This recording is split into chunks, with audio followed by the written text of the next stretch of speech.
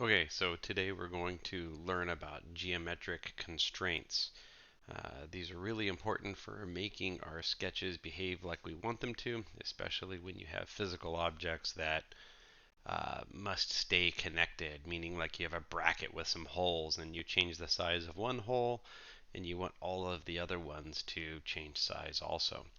So you're going to need to open the constraints file that's on Schoology, just like we did on the previous lessons, where you just go to File, Open, and go to your computer and find the file that you download from Schoology, which will be linked there as a resource. When you open it, you'll see this, which is a big sketch with a bunch of little objects that we're going to play with. And in my case right now, you see that I don't have any sort of grid. Sometimes that happens. I think there's a key shortcut that can turn it off. So if you just click on the grid in the bottom center, you can bring your grid back on by turning on Layout Grid. All right, the next thing that we're going to do is we're going to go into sketch mode. So expand your sketches, right click on your sketch and choose Edit Sketch. And it'll rotate into the view to edit that sketch. And we are going to start with these triangles here, so you can zoom in on these triangles if you want and center them on your screen. So up at the top are a bunch of things that we'll play with today. These are all called constraints. These force our drawings to do certain things. And the first tool that we will look at is what's called the horizontal and vertical constraint tool. When you click this, it will make a line vertical or horizontal. So if I click on that and I choose the left side of this triangle, it'll make it straight up and down or vertical. Then if we click the bottom, it'll make it horizontal. So once you do that, you can't change those two sides of the triangle anymore. If you grab a point, you can bring it up and down, but you can't make them not horizontal or vertical if you don't want to. We can delete these constraints though after you've created them if you want to get rid of them. So what you can do is you just put your mouse over the top of the constraint and right click on it and then choose delete, and then that constraint will go away, and then you'll be able to grab that part of the triangle and change it if you want to. So um, now we can play, let's say, with the smaller triangle. Let's make its sides vertical and horizontal. And I'm not sure why this is. Let's pause real quick and I'll figure out why that is. Okay, not sure what was going on there. I think it was just Fusion being crazy. I had to get out of the sketch mode and go back into sketch mode. So we can apply those constraints to this triangle also. You can see how it changes the length if you grab it. I can make this triangle a little bigger or smaller, but I cannot change whether these sides are vertical or horizontal after applying the horizontal and vertical constraint. When you do a horizontal and vertical constraint, you get a right angle here. There is more than one way to get a right angle. Let's delete these constraints. See if I can get this to delete there. And then delete that one. And so now I'm going to move this part of the triangle here so that it's no longer a right angle. And now I want to make it a right angle.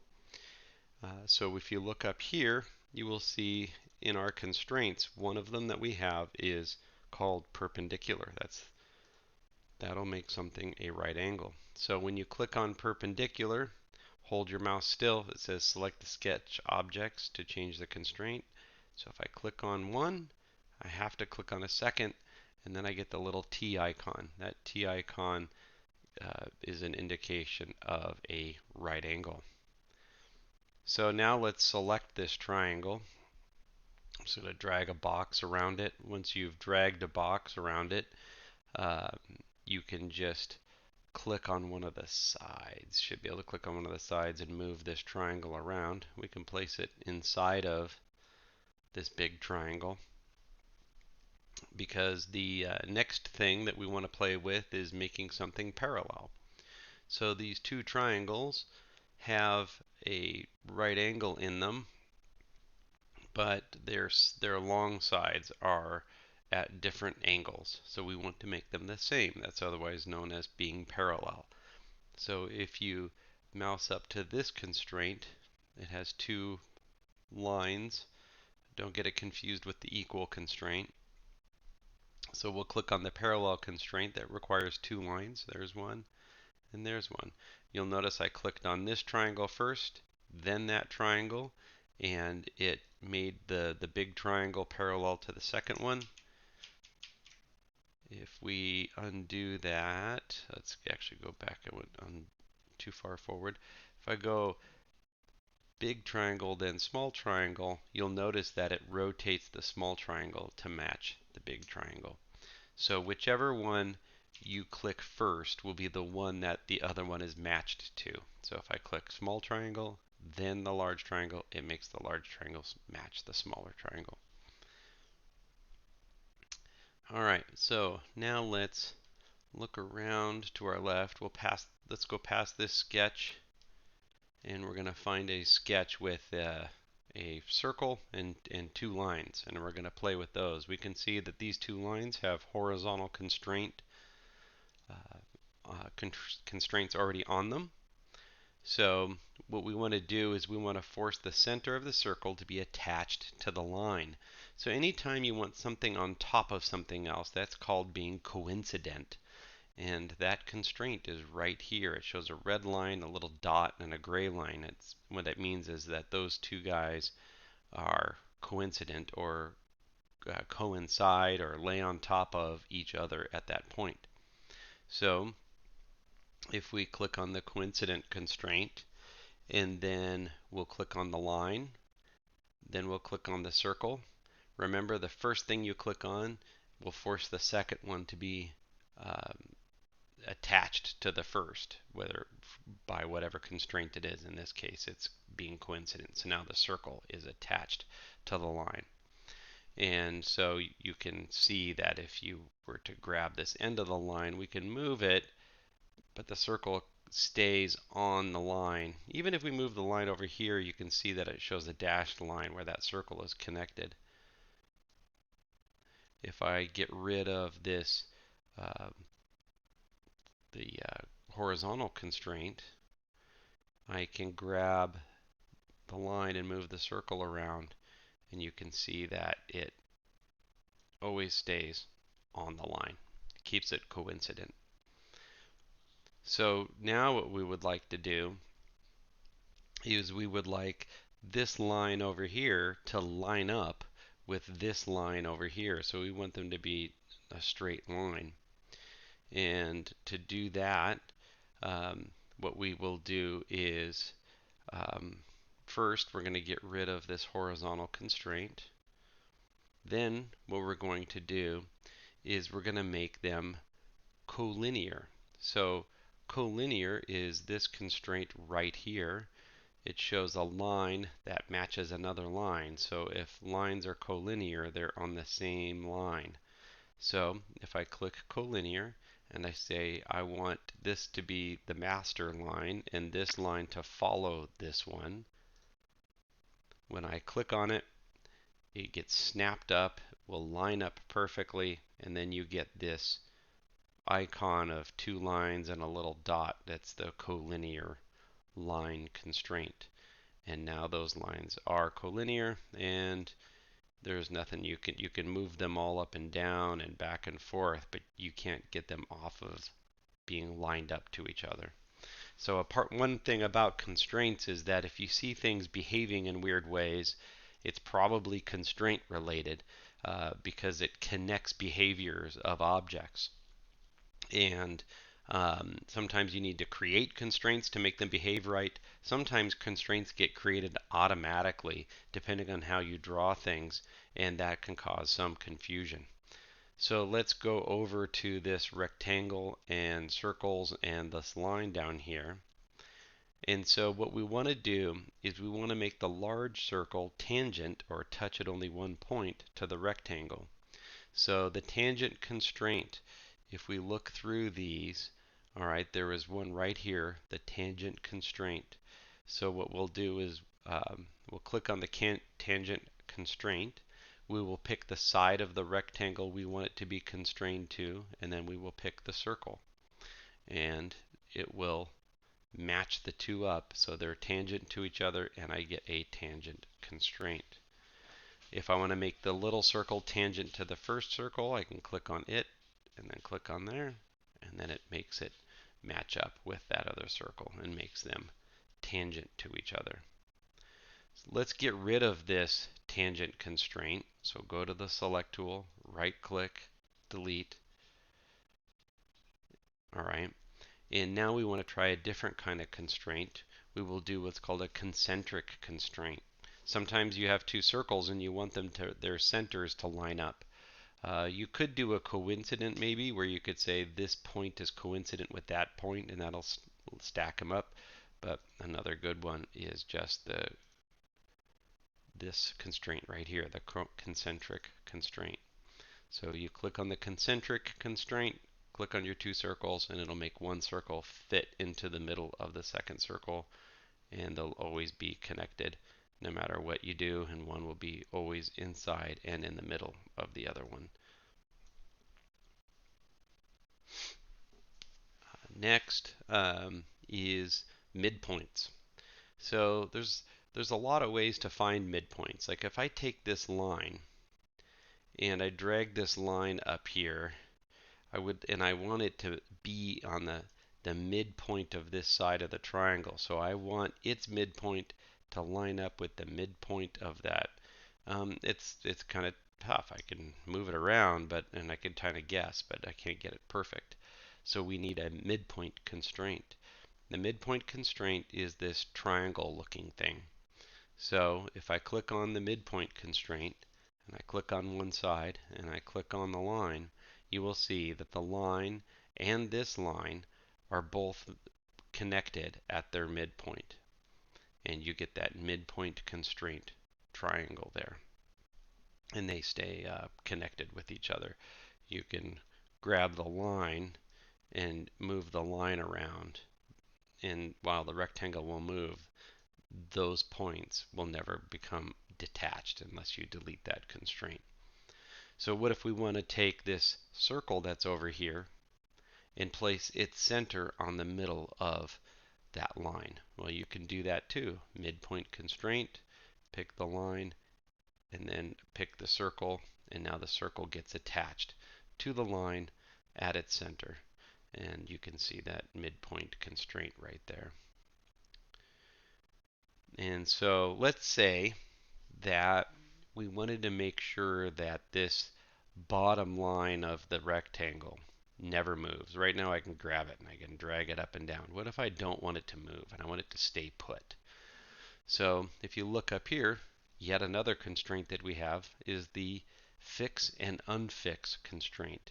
So this lock icon will lock something that you put your mouse on. So I'm going to click on this point over here. Now it's tough to see, but that point is now green. You can barely even see that green. So the green is an indicator that it's locked. I wish it was a better indicator, but that is what it is. So if you were to try and grab this line, you notice I can't move it up and down anymore. I can move this point because I didn't lock it, but since I locked that point down, I can't move that line or the other line that connects to that point. Let's use the pan, which is middle mouse, or the hand icon, and let's go to the right a little bit until we get to this crazy curve. Once you see this curve, what we want to do is, you can see how we have a smooth curve here, and then I've got straight lines. Sometimes you want that smooth curve to be where it's at, but you want the connection to be, well, smooth. Right now it's actually an abrupt change. It goes from a straight line to a curve. And if I want this curve to kind of line up with the straight line so it's a smoother change from along that point, then I can use the curvature tool. So when I use the curvature tool, I can pick my curves that I want to use, and let's disconnect. There we go. So if I click on this first line and then I click on the curve, you can see that it has forced the curve to match that line. I could do it again over here. I could pick the curve and then the line, and then it'll make the two match up. Now it might cause other weird behavior inside that can't be helped. You might have to then adjust shapes of things. You can click on these points and click on the little green handles to kind of change their shape, but because you made those match up, these two curves, then it's going to force them to be that way around that spot. And you can see the little forced curvature icon right there for that constraint. The next image we'll do is to the right here, and it has to do with this triangle, these circles, and the line. So what we want to do is we have three different circles, and if I use the select tool, I can grab the circle and I can change these three circles independently of each other, and this circle over here I can change it independently of any of the other circles. Well, what if I wanted them to be the same? So what I want to do is I'm going to click on the equal, and I want to make these two circles be equal and these two circles be equal. So I'll start with clicking on this one and then clicking on that one. It made the second circle equal to the first. I'm going to click on this one and then I'll click on that one, and now this circle is equal to this one.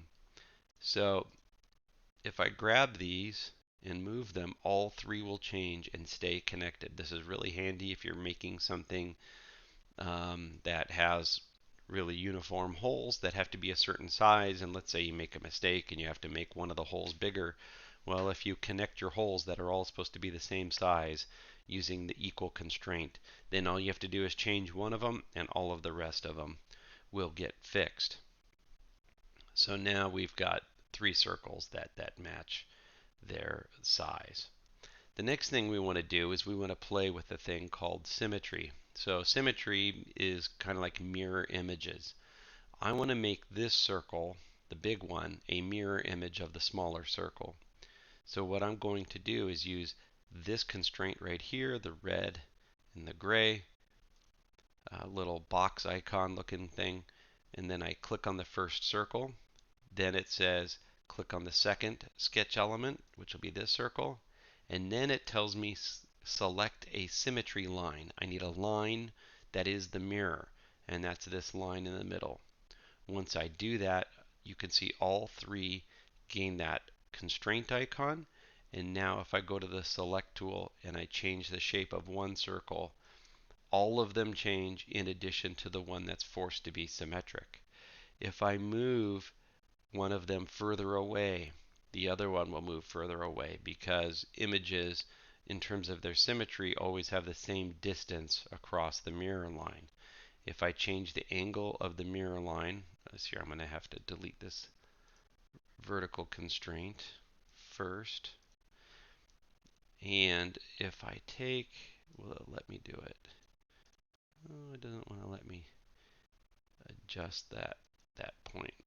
I removed it, but it's keeping it at a straight up and down, probably because I did that mirror constraint. I thought I'd be able to move it and rotate it, but looks like I can't. So after doing that, now I have all four circles are matched up to each other, even across a line of symmetry. We'll play more with symmetry and mirror images of things in another lesson. And what you do when you're done is you'll take a screenshot of this page with the constraints shown, and it'll be obvious that you have everything done correctly.